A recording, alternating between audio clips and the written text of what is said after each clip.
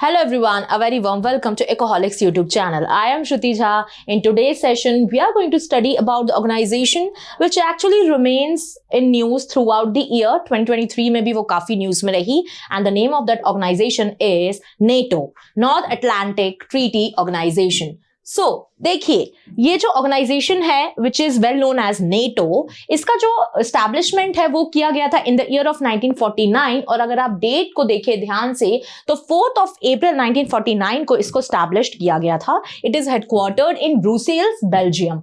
But यहाँ पे अगर हम इसकी ऑर्गेनाइजेशन के फॉर्मेशन की बात करें तो इट वॉज एक्चुअली फॉर्म्ड और it was made as a political और military alliance in order to ensure the security of the member nations which are the members of this organization. ठीक है, अगर हम करंट मेंबर सिचुएशन की बात करें तो 32 ऐसी कंट्रीज हैं जो कि नेटो की यहां पर मेंबर हैं.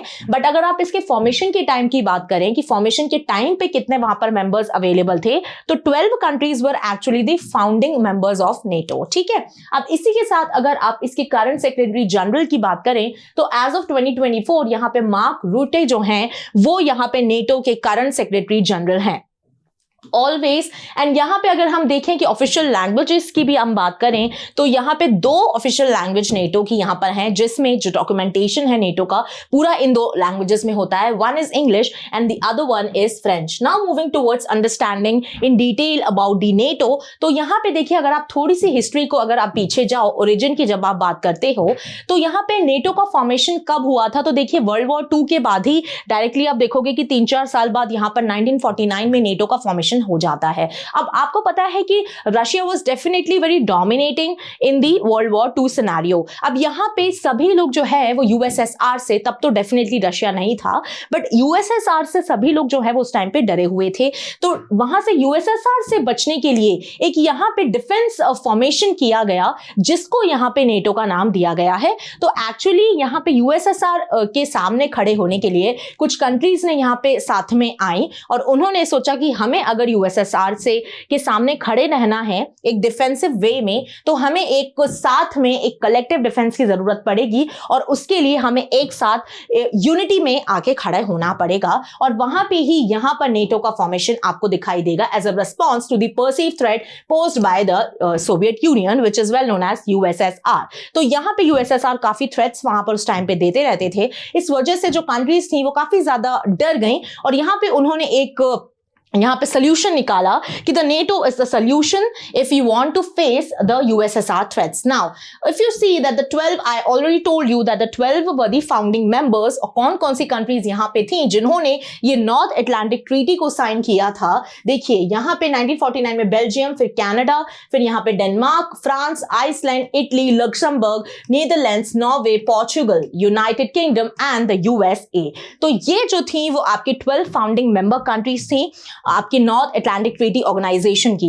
अब देखिए अगर आप स्पेसिफिकली यहां पर देखो कि नॉर्थ अटलांटिक वाला एरिया जब आप ऑब्जर्व करो तो यहां पे लेफ्ट वाला भी एरिया आ जाता है और राइट वाला भी एरिया आ जाता है. जब भी आप एटलस में देखिएगा कि जो अटलांटिक ओशन वाला एरिया है उसमें जो कंट्रीज यहां पे ओवरऑल एसोसिएटेड है. ठीक है, अब उसमें आपके बाल्टिक नेशंस भी आ गए, उसमें आपके नॉर्डिक नेशंस भी आ गए, फिर उसके उसमें आपका जो है वो यूएसए वगैरह भी आ गया, कनाडा भी आ गया. तो इसलिए यहां पे पूरे उसी जोन की बात हो रही है, नॉर्थ अटलांटिक एरिया की बात हो रही है.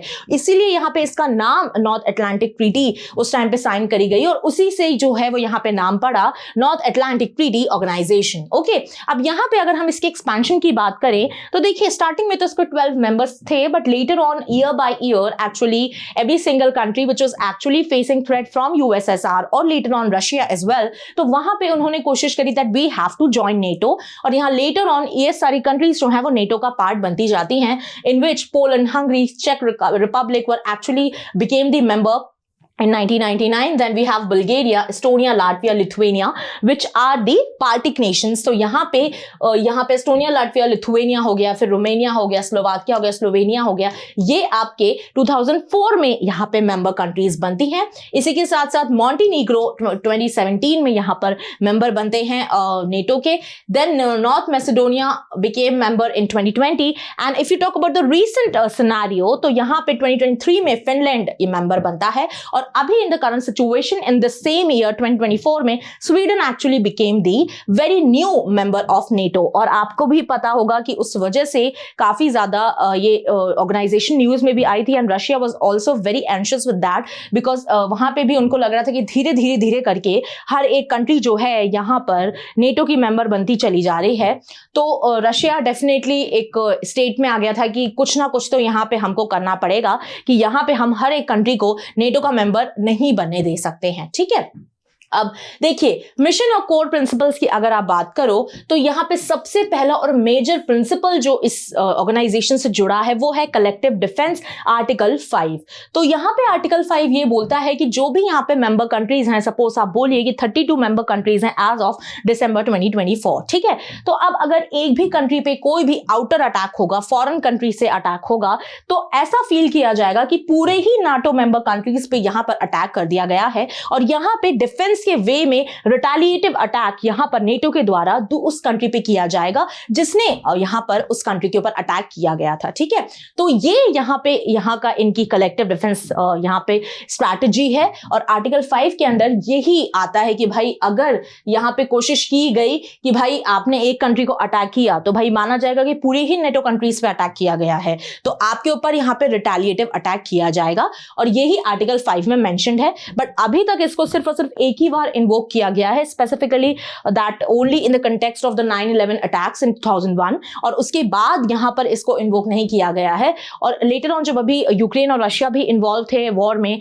तो बहुत बार हमको सुनने में आ रहा था कि नेटो की तरफ से क्या रिस्पॉन्स आएगा, क्या वहां से कलेक्टिव डिफेंस एक वहां पे हमको सुनने को मिलेगी न्यूज, बट ऐसा कोई अटैक वगैरह तो हमको सुनने में नहीं आया। बट ये ऑर्गेनाइजेशन जो है वो बहुत ज्यादा न्यूज में आ गई थी। इसी के साथ साथ क्राइसिस मैनेजमेंट भी इनकी पॉलिसी के अंडर फॉल करता है, और प्रिंसिपल में इनके आता है because they respond to the conflict and crisis that may threaten the security of the member states और द इंटरनेशनल स्टेबिलिटी। तो यहां पे कोशिश करते हैं कि भाई अगर कोई भी क्राइसिस इन्वॉल्व है किसी भी कंट्री में, अगर हम देख रहे हैं कि भाई इंटरनेशनल स्टेबिलिटी मेंटेन नहीं है, तो उसको भी मेंटेन करना यहाँ पे नेटो का एक काम है। अच्छा, एक चीज और है कि यहाँ पे आप बात कर रहे हैं कलेक्टिव डिफेंस की, अच्छी बात है कि अगर कोई फॉरेन कंट्री से यहाँ पे अटैक होता है तो माना जाएगा कि सब पे अटैक हो रहा है, बट इसमें सिविल वॉर्स इंक्लूडेड नहीं है, जो इंटरनल कूप होते हैं वो इन्वॉल्व नहीं होते, क्योंकि वो एक इशू है which is actually restricted towards the domestic boundaries of a country. और अगर किसी डोमेस्टिक बाउंड्री में कोई भी एक्टिविटी हो रही है, चाहे वो वॉलेंट एक्टिविटी ही क्यों ना हो,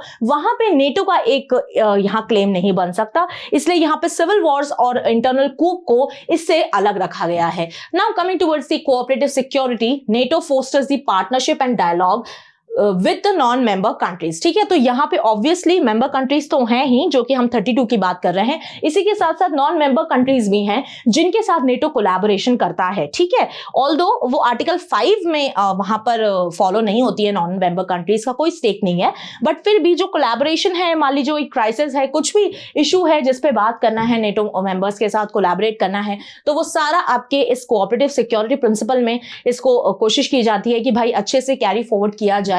और यहाँ पे नेटो एक्टिवली यहाँ पे नॉन मेंबर कंट्रीज के भी इंटरेस्ट्स को सुनता है और वहां पे कोलैबोरेशन करने की कोशिश करता है in order to have the global security. ठीक है, now coming towards the structure of NATO, तो यहाँ पे सबसे पहले हम पॉलिटिकल स्ट्रक्चर की बात करते हैं। तो देखिए, नॉर्थ अटलांटिक काउंसिल यहां पर बनाई जाती है, NSC, which is actually the primary decision making body. तो यहां पे इसमें सारी चीजें जो भी आपके रिप्रेजेंटेटिव्स होते हैं मेंबर कंट्री से रिलेटेड, वो सारे एक एक कंट्री से एक एक रिप्रेजेंटेटिव आते हैं और यहां पर बैठते हैं और यहां पे डिसीजंस लिए जाते हैं डे टू डे, जो भी इश्यूज चल रहे हैं उस टाइम पे किसी कंट्री के ऊपर, किसी और फॉरेन कंट्री का यहां पर अटैक का एक रिस्क बना हुआ है, या कोई भी इशू चल रहे हैं इंटरनल एक्सटर्नल, तो यहां पे सारी चीजें वो डिस्कस की जाती हैं। ठीक है, फिर इसके बाद अगर हम सेक्रेटरी जनरल के ऑफिस की बात करें तो it also acts as the NATO's chief executive and the spokesperson. तो नेटो के तरफ से जब भी कोई भी डिबेट करने की या स्पोक्स पर्सन रखने की बात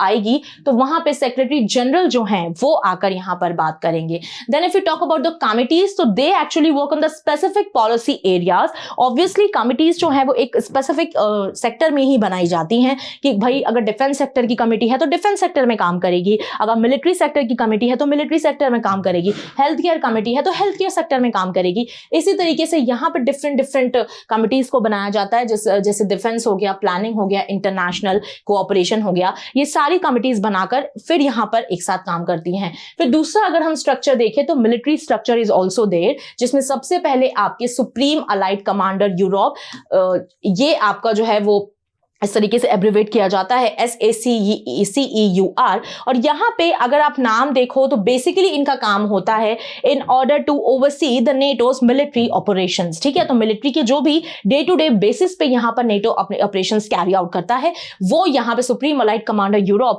ये जो एक बॉडी है वो यहाँ पर देखती है। और यहाँ पे इसका जो हेडक्वार्टर आप देखेंगे तो it is situated at SHAPE supreme headquarters allied powers Europe in Mons, Belgium. Then the next military body we have supreme allied commander transformation, SACT। और यहाँ पे इसका काम होता है कि भाई कैसे हम जो अपने मिलिट्री एक्चुअली कैपेबिलिटीज हैं उसको हम और ज्यादा टेक्नोलॉजिकली मॉडर्नाइज कर सकें, और कैसे कैसे वेपन्स हम ऐसे ले सकते हैं जो दूसरी कंट्री के मुकाबले बहुत ज्यादा हाई लेवल पे हों। तो ये इस ऑर्गेनाइजेशन का काम होता है and it is based in the Norfolk, Virginia, USA। Coming towards the key initiatives of NATO, अगर हम देखें कि भाई अभी इसके पहले भी और भी जो अभी तक के इनिशिएटिव्स, अगर हम कुछ मेजर इनिशिएटिव्स पर नजर डालें तो सबसे पहले देखिए मिलिट्री ऑपरेशंस की आप बात करेंगे तो कोसोवो में, which is abbreviated as KFO, और तो यहाँ पे ये मिलिट्री कैरी किया गया था मिलिट्री ऑपरेशन, और यहाँ पे पीस कीपिंग फोर्सेस नेटो के द्वारा यहाँ पर कोसोवो में लगाई गई थी इन द ईयर ऑफ 1999। ठीक है, इसी के बाद अगर आप देखोगे तो अफगानिस्तान में भी NATO actually led the international security assistant force ISAF from 2001 to 2014 and conducted a follow up mission resolute support until 2021। तो 2021 तक यहाँ पे एक फॉलो अप बना के रखा गया, फोर्सेस को डिप्लॉय किया गया। तो भाई ये देखा गया कि भाई क्या यहाँ पर इशू आ रहा है, अगर अफगानिस्तान में तालिबान है वो किस तरीके से यहाँ पर ह्यूमन राइट्स का हनन कर रहे हैं, ये सारी चीजें यहाँ पर ऑब्जर्व करी गई और कैसे वहां पे एक इनोसेंट लोगों की डेथ ना हो, वो सारी चीजें यहाँ पर इंश्योर करी गई। ठीक है, इसी के साथ साथ अगर आप मॉडर्नाइज एफर्ट्स की बात करेंगे तो यहाँ पे actually they are also enhancing the cyber defence capabilities in which they are adopting new technologies including AI and the autonomous systems to strengthen the readiness through the NATO. Okay, तो यहाँ पे different जो technologies हैं आज जो आ चुकी हैं, AI हो गया और भी अलग अलग टेक्नोलॉजीज जो हैं जो हमको और ज़्यादा बड़े लेवल पे हमको तैयार कर रही हैं। तो यहाँ पे नेटो भी उन टेक्नोलॉजीज को यूज़ करके अपने जो इक्विपमेंट्स हैं उनको मॉडर्नाइज करता है, और यहाँ पे वो डेली ही ये सारी चीज़ें जो हैं वो करते हैं। तो यहाँ पे देखिए आप, एक तो NRF इन्वॉल्व है which is NATO response force, and the another one is EFP which is enhanced forward presence. तो आपको पता है जो बाल्टिक नेशंस हैं बेसिकली उनके पास जो कंट्रीज हैं वहां पे यहाँ पे EFP को एम्प्लॉय किया जाता है, और वहाँ पे वो उनके एक गार्ड तरीके से वहाँ पर रक्षा करते हैं और डिप्लॉयड होते हैं। तो जो वहाँ की बाउंड्रीज हैं उनको वहाँ पर प्रोटेक्ट करना होता है EFP को। तो यहाँ पे आपको समझ में आएगा कि EFP और NRF को एक अच्छे तरीके से मॉडर्नाइजेशन बिठाना, वहाँ पे टेक्नोलॉजीज का यूज़ करके, ये जो है वो आपका एक मॉडर्नाइजेशन एफर्ट है नेटो का। इसी के साथ साथ partnership for peace which is PFP actually aim to build the trust between the NATO and the non member countries. तो यहाँ पे पीस की पार्टनरशिप बना के रखना भी नेटो का एक मोटिव है। इसी के साथ साथ the Mediterranean dialogue which is actually focusing on the cooperation with Mediterranean and North African states. तो यहाँ पे एनीवेज मेडिटेरियन में और नॉर्थ अफ्रीकन स्टेट्स में तो नेटो का कोई लेना देना है ही नहीं, बट वो यहाँ पे भी फोकस करते हैं कि कोऑपरेशन बिठा के रखें थ्रू द मेडिटेरियन डायलॉग, और यहाँ पे भी जो स्टेबिलिटी है वो कायम रहे और ग्लोबल पीस को कुछ नुकसान ना पहुंचे। अब देखिए अगर हम चैलेंजेस की बात करें कि आखिर नेटो में चैलेंजेस क्या क्या हैं, तो सबसे पहले तो यहाँ पे आ जाता है कि भाई बर्डन बहुत ज्यादा है रिफंड का, रेवेन्यू का फंड बहुत ज्यादा रेवेन्यू का इशू है यहाँ पे, क्योंकि अगर आप यूएस को देखोगे तो ऑलमोस्ट 3/4 जो फंडिंग है नेटो की वो यूएस दे रहा है। तो और यहाँ पे जो बाकी स्टेट्स हैं, बाकी कंट्रीज हैं, उनको भी बोला गया है कि भाई at least 2% of your GDP you should contribute towards the NATO revenue, but यहाँ पे नहीं हो पा रहा है। वो तो यहाँ पे यूएस का कहना है कि भाई जो यूरोपियन अलाइज हैं जिनको यहाँ मेंबर्स को बेसिकली ज्यादातर आप आप अलाइज के रूप में ही सुनते हो कि अलाई ऑफ नेटो, तो यहाँ पे अलाई बोला जाता है मेंबर्स को। तो उन अलाइज को बोला गया है that they need to increase the defence spending to meet the agreed 2% of the GDP target. तो यहाँ पे यूएस का बोलना है कि भाई अपना जो आप बर्डन है, जो यहाँ पे एक रेवेन्यू का एक फंड है, वो आप यहाँ पे इंक्रीज करिए। फिर अगर आप रशिया की बात करें तो देखिए, आपको पता है कि जब क्राइमिया रशिया ने यहाँ पर एनेक्स कर लिया था इन 2014, और यहाँ पे इसी के साथ जो अभी यूक्रेन वॉर चल रही है, तो इसके चलते बहुत ज़्यादा इश्यूज यहाँ पर देखे गए नेटो के रशिया के साथ। और हमेशा वो एक टिफ है जो बना रहता है कि भाई यहाँ एक साइड आपका नेटो खड़ा हुआ है और दूसरे साइड आपका जो है वो रशिया खड़ा हुआ है। तो दोनों में ही एक सिचुएशन, जो एक टफ सिचुएशन है, ये आपकी बनी हुई दिखाई देती है। फिर इसके बाद आप इंटरनल यूनिटी की बात करें तो ऑब्वियसली कंट्रीज हैं, अलग अलग कंट्रीज इन्वॉल्व हैं, उनके अलग अलग नेशंस के साथ अलग अलग पॉलिसीज होती हैं, अलग अलग उनके डिप्लोमेटिक रिलेशंस होते हैं। तो यहाँ पे एक तो आपका जैसे देख लीजिए कि relations with China, then the Turkey's foreign policy, यहाँ पे अलग अलग चीजें होती हैं। तो वो जो एक नेटो का कोहेजन बैठना चाहिए, जिस तरीके से यूनिटी इसकी निकल के आनी चाहिए, वो यहाँ पर नहीं निकल के आ पाती, क्योंकि every country definitely follows their own personal and individual interest. तो यहाँ पे ये एक लूप होल बन के आता है। Then we also see that the NATO is also actively supporting Ukraine, और यहाँ पे काफी ज्यादा बड़े लेवल पे नेटो ने यूक्रेन को सपोर्ट किया है, in which the providing military, financial and humanitarian aid amid the Russian invasion of Ukraine. ठीक है, तो ये सारी जो आप देख लीजिए, मिलिट्री हो गया, फाइनेंशियल हो गया, ह्यूमैनिटेरियन एड है, ये बाकायदा जो है वो यूक्रेन को पहुंचाई गई है, और हर बार वहां पर उनको मिलिट्री वे में भी उनको बहुत ज्यादा मॉडर्नाइज किया गया है। ऐसे ऐसे इक्विपमेंट्स जो यूएस के पास भी अवेलेबल थे, उन्होंने वहां पर यूक्रेन को दिए हैं।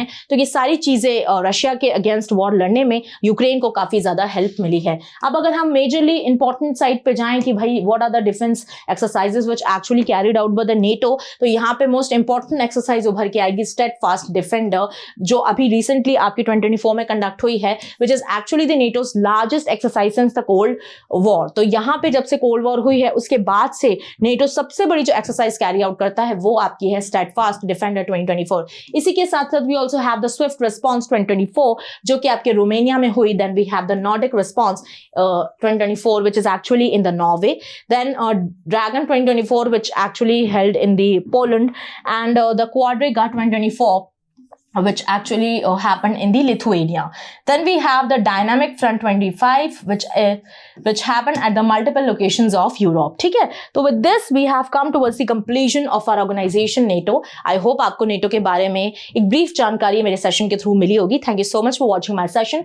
Don't forget to subscribe to our channel Ecoholics. Till then पढ़ते रहिए, खुश रहिए. जय हिंद, जय भारत.